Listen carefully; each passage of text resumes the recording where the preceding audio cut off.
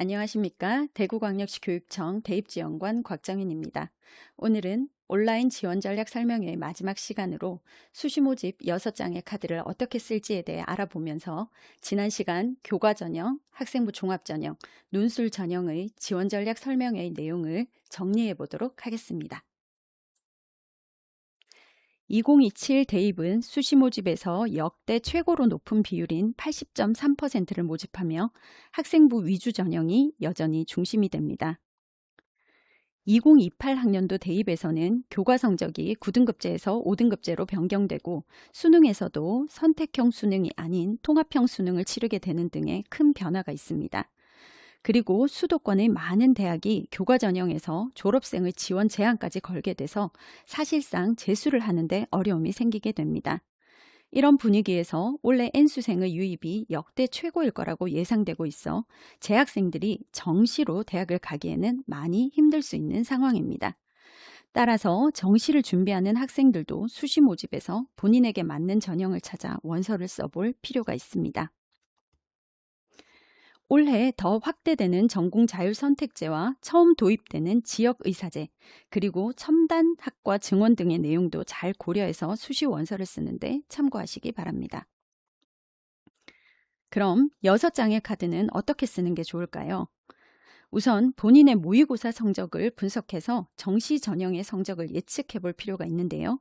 이전에 치른 3모와 6모의 성적과 앞으로 치를 9모의 가채점 결과를 모두 고려해서 본인의 수능 성적을 예측해야 합니다. 그리고 그 성적으로 정시에서 지원 가능한 대학의 학과 이상으로 수시 6장의 카드를 배치합니다. 가장 기본으로 추천해 드리는 것은 안정 1장과 적정 3장, 소신 2장의 카드를 쓰는 건데요. 여기서 내가 정시 전형이 아주 안정적으로 나온다면 소신이나 적정 카드를 느리고 재수 의사가 전혀 없다면 안정 카드를 더 느리는 식으로 카드 배치를 조정해야 합니다. 그리고 중요한 건 6장의 카드를 모두 비슷한 구간에 지원하지 않도록 유의해야 한다는 겁니다. 그러기 위해서는 6장의 카드 중 중심이 되는 안정카드를 잘 활용해야 하는데요. 안정카드가 중심을 잘 잡아줘야지만 적정과 소신카드를 제대로 활용할 수 있습니다. 안정카드가 완전한 안정이 아니라 불안정해지면 적정이나 소신카드들도 무너져서 안정에 가깝게 쓸 수밖에 없기 때문에 6장의 카드 중 안정카드를 정할 때는 아주 신중하게 최소한 합격했을 때 재수를 선택하지 않을 학과 정도로 정하셔야 합니다. 내가 6장의 카드 중 교과 카드를 많이 쓸지, 종합 카드를 많이 쓸지, 논술 카드를 많이 쓸지에 대해서도 고민해 보셔야 하는데요. 학생부 교과는 아시다시피 학생부 교과 성적을 중심으로 선발하는 전형으로 다수의 대학에서 수능 최저 학력 기준을 반영하고 있고, 최근에는 면접이나 학생부의 서류 평가를 반영하는 대학들도 늘고 있는 상황입니다. 학생부 종합 전형은 학생부를 평가하는 전형으로 서류 100%로 선발하기도 하지만 면접이 있거나 수능 최저 학력 기준을 반영하기도 하기 때문에 내가 어떤 쪽에 더 강점이 있는지 잘 따져봐야 합니다. 논술 전형은 대학별 논술 점수가 가장 주가 되며 다수의 대학이 수능 최저 학력 기준을 반영하고 있고 교과 영역 평가를 반영하는 대학도 있습니다. 학생부 교과 전형으로 여러 장의 카드를 쓸 학생이라면 우선 대입 포털 어디 가나 지원 대학의 입학정 홈페이지에 들어가 자신의 점수를 입력하고 대학별 환산 점수를 정확히 아는 것이 중요합니다.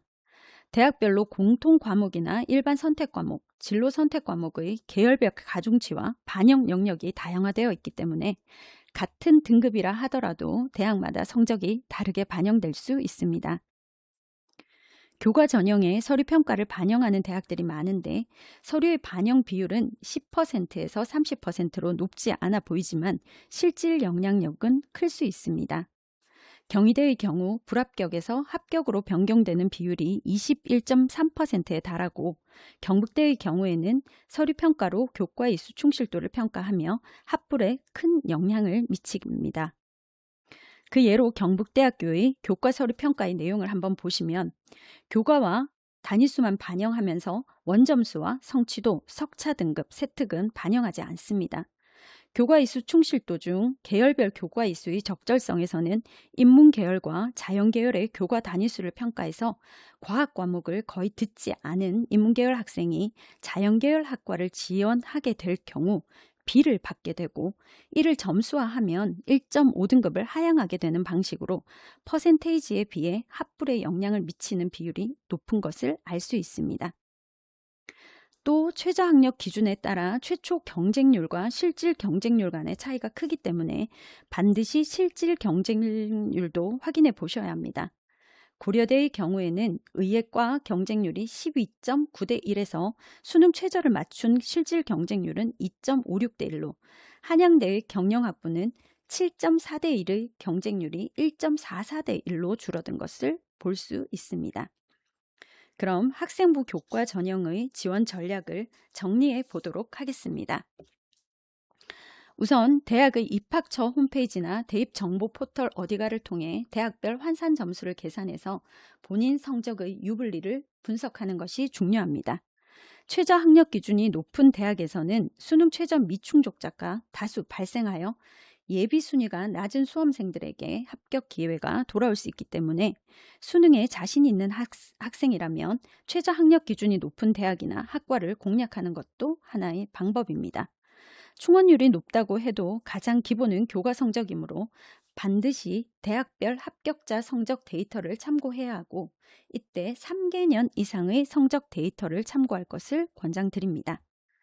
서류평가나 면접평가를 반영하는 대학에서는 이 요소들이 입시 결과에 큰 영향을 미치기 때문에 내신이 다소 부족하다면 서류평가나 면접평가를 반영하는 대학을 선택해서 이에 대한 준비를 통해 내신에 대한 보완을 노려볼 수 있습니다. 수도권의 교과 전형을 준비한다면 추천 인원 제한 및 지원 자격을 반드시 확인하셔야 하며, 모집 인원이 대폭 달라지지는 않았는지, 전형 변화에 큰 변화가 없는지 확인해야 합니다. 그럼 학생부 종합 전형은 교과 전형보다 입시 결과를 예측하기 어렵지만 본인이 학교 생활을 성실히 해왔고 학생부를 열심히 관리했다면 적극적으로 지원해 볼 필요가 있습니다. 대학마다 학생부 종합전형의 변화가 많기 때문에 모집 요강과 가이드북을 꼼꼼하게 살펴보고 지원 전략을 수립해야 하는데요. 보통 교과 전형이 성적에 맞춘 안전카드로 많이 지원하게 된다면 종합전형은 안전카드보다는 적정이나 소신카드로 쓸 수 있습니다. 나의 희망 대학의 학생부 종합전형이 서류형만 있는지, 면접형도 있는지, 수능 최저 학력 기준이 적용되는지, 중복 지원 허용은 되는지 그 여부를 잘 확인하고 본인의 강점을 부각할 수 있는 전형을 찾아 지원해야 좋은 결과를 기대할 수 있습니다. 많이 보신 그림일 수 있는데요. 학생부 종합전형 공동평가 요소 및 평가 항목입니다. 대부분의 대학은 이렇게 학업 역량과 진로 역량, 공동체 역량을 평가 요소로 사용하고 있습니다.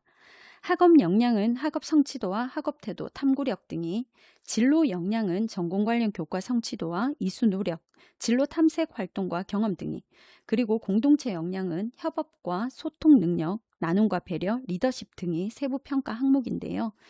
이런 세부 평가 내용은 대학별로 조금씩 차이가 있기 때문에 희망 대학의 평가 요소 및 배점에 대해서는 반드시 체크해 보셔야 합니다. 학종 가이드북은 서류평가의 평가 요소뿐만 아니라 학생부 평가 사례와 합격자들의 합격 팁, 면접 방법이나 면접 문항들까지 제시하고 있기 때문에 학종을 준비하는 학생들은 꼭 가이드북을 참고하시고 자신의 학생부 내용을 점검해 보시기 바랍니다.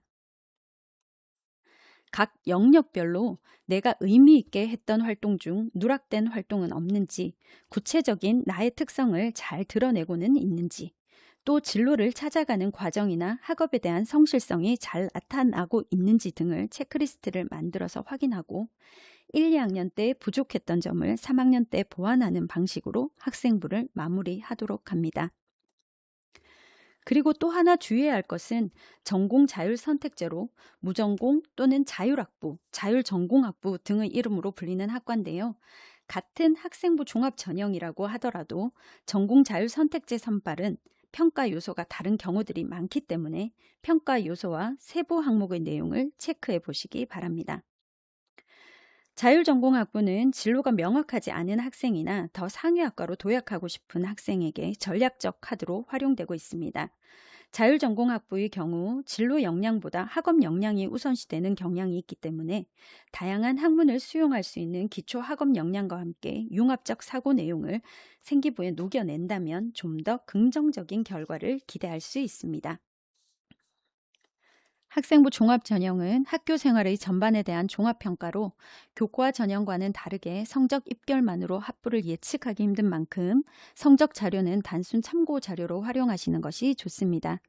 성적 자료를 참고하실 때 어디가에서는 50% 컷과 70% 컷만 공개하기 때문에 더 자세한 입시 결과를 보고 싶으시다면 대학 입학처 홈페이지의 입시 결과를 확인하시는 것을 추천드립니다. 동국대학교 법학과의 경우 대학 어디가에서 공개한 50% 컷과 70% 컷은 각각 1.93 등급과 2.19 등급으로 높은 성적대를 보이지만 입학처에서 공개한 최종 등록자 평균과 최종 등록자 최저는 각각 2.80 등급과 4.83 등급으로 어디가의 입시 결과와는 차이를 보입니다. 그리고 경북대학교처럼 어디가에서 공개하는 것보다 더 낮은 85% 컷까지 공개하는 대학들도 있으니 대학 입학처 홈페이지의 입시 결과를 함께 확인하시기 바랍니다. 그럼 학생부 종합전형 지원 전략에 대해 정리해 보겠습니다. 학생부 종합 전형에서 제일 중요한 것은 학생부와 자신의 강점을 분석하여 본인에게 가장 유리한 학생부 종합 전형을 찾는 것인데요. 이때 희망 대학의 학생부 종합 전형 평가 요소와 인재상, 서류 평가와 면접 평가의 방식을 반드시 확인하고 대학이 요구하는 역량을 중심으로 지원 전략을 수립해야 합니다. 같은 모집 단위라도 전형에 따라 평가 요소나 반영 비율이 다를 수 있고 같은 전형이라도 모집 단위에 따라 평가 요소나 반영 비율이 다를 수 있습니다. 3학년 생기부를 마무리할 때는 1, 2학년 때 부족한 역량을 보완하고 좀 더 심화되고 구체적으로 기재하는 것이 좋습니다. 그리고 교과 전형과는 달리 전년도 입학자 학생부 등급은 참고 자료일 뿐 절대적인 합격 기준으로 판단하지 않아야 합니다. 또한 탐구의 폭이 넓어서 진로가 구체화되어 있지 않다면 전공 자율 선택제를 전략적으로 활용할 수도 있습니다. 다음은 논술 전형입니다. 논술 전형은 이름만으로 뭔가 어렵고 힘들 것 같은 느낌이라 학생들이 좀 주저하는 경향이 있습니다. 그렇지만 정시를 준비하는 학생들은 바로 정시 지원으로 가기 전에 논술 전형을 거치는 것을 고려해 보아야 합니다. 논술 전형을 지원하는 학생들이 수능 최저 학력 기준을 충족하는 비율은 34.2%로 지원자 10명 중 7명에 가까운 학생들은 수능 최저를 넘기지 못합니다. 그러므로 모의고사에서 최저를 좀 안정적으로 충족한다거나 내신보다 수능 성적이 더 잘 나온다거나 또는 정시에 희망하는 대학보다 상향인 대학을 지원하고 싶다면 논술 전형의 지원을 고려해 보시기 바랍니다. 논술 전형은 44개 대학에서 선발하며 서울과 경기권의 대학들에서 주로 모집하는 것을 보실 수 있습니다.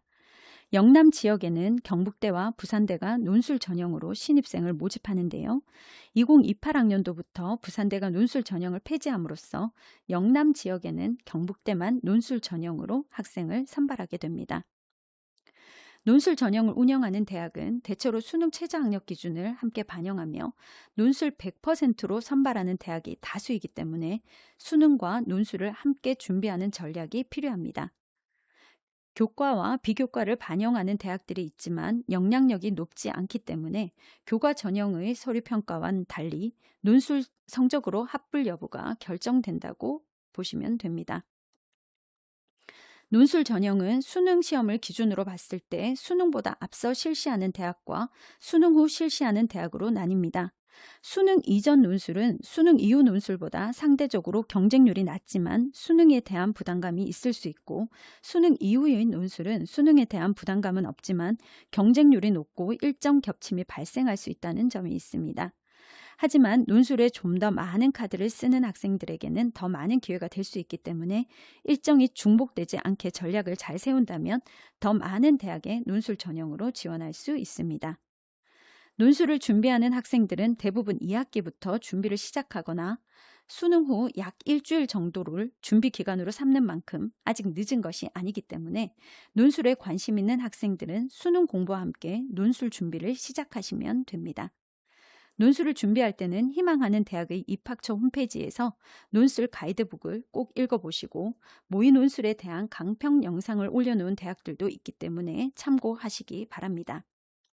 뿐만 아니라 입학처 홈페이지의 선행학습 역량평가 보고서 내용도 반드시 참고하셔서 대학의 몇 년간 논술 문제도 반드시 풀어보시는 것이 좋습니다. 논술 결과를 확인하실 때는 경쟁률보다 수시 최저를 넘긴 실질 경쟁률을 참고하시는 것이 좋으며 대학의 입시 결과를 참고해서 부산대의 지질환경과학과와 대기환경과학과나 경북대학교의 농업생명과학대학의 학과들 같이 논술 점수가 낮은 학과를 공략해보는 것도 하나의 방법입니다. 논술 전형 지원 전략에 대한 정리입니다. 논술 전형은 수능 최저 학력 기준의 확보가 최우선입니다. 대학 입학처의 공식 자료를 활용하고 당해 연도의 모의 논술을 반드시 분석해 보아야 합니다. 실질 데이터를 기반한 지원 전략 수립이 필요하며 이때 대학별 수능 최저 기준의 높고 낮음을 잘 활용해야 합니다. 수능 전과 수능 후의 고사 일정을 잘 확인하고 일정이 겹치지 않게 짜는 것도 중요합니다. 수시 모집 지원 기회는 아시다시피 총 6회로 제한이 되어 있지만 화면의 대학들은 특별법에 의해 설립된 대학 및 특수 목적 대학들로 수시 6회 제한을 받지 않아서 6개의 수시 카드를 모두 사용한 상태에서도 추가로 지원이 가능한 대학들입니다. 사관학교와 5개 과학기술원뿐만 아니라 한예종이나 방송통신대 등이 여기에 속하며 특히 과기원은 수시 합격 후 등록하더라도 정시 지원이 가능하기 때문에 이공계 상위권 학생들에게는 안전망이나 절호의 기회가 될 수 있습니다. 수시 원서 접수의 일정은 9월 7일 월요일부터 11일 금요일까지이며 서울대와 연세대, 동국대처럼 3일만 원서 접수를 하는 대학과 건국대, 중앙대처럼 4일간 원서 접수를 하는 대학도 있고 경북대를 비롯한 지역 대학들처럼 5일간 원서 접수를 하는 대학들도 있습니다. 여기서 주의하셔야 할 점은 원서 접수의 마감 시간인데요.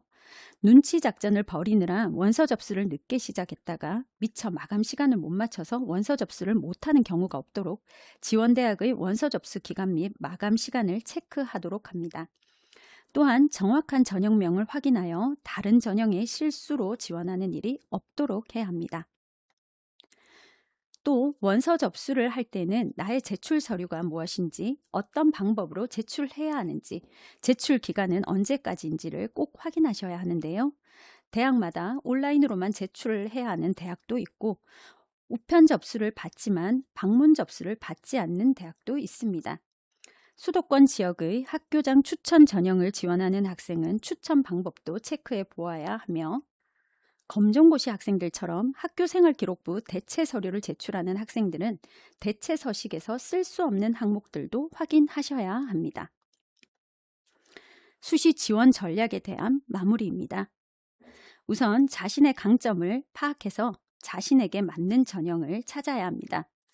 6장의 카드를 쓸 때는 나의 정시 성적이 안정적인지 재수 의사가 있는지 없는지에 따라 소신, 적정, 안정 카드를 잘 조합해야 합니다.